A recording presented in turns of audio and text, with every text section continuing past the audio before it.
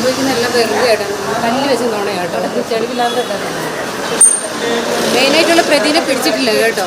മെയിനായിട്ട് കൊച്ചിയിലെ sex racket സംഘാംഗമായ Thiruvananthapuram സ്വദേശി ജഗിത, എറണാകുളം സ്വദേശി വിപിൻ, ബംഗളൂർ സ്വദേശി സെറീന എന്നിവരാണ് എളമക്കര പോലീസിന്റെ പിടിയിലായത്.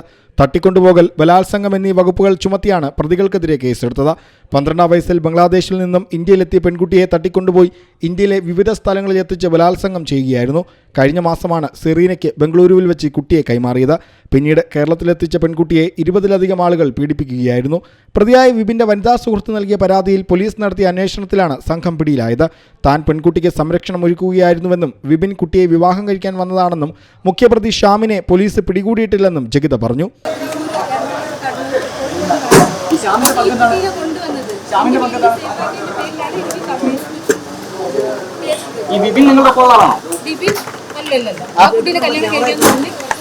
വിവിധ സംസ്ഥാനങ്ങളുമായി ബന്ധമുള്ള സെക്സ് റാക്കറ്റിന്റെ കണ്ണികളാണ് ഇവരെന്നാണ് പോലീസിന്റെ നിഗമനം. പെൺകുട്ടിയെ പോലീസ് സംരക്ഷണത്തിലേക്ക് മാറ്റി.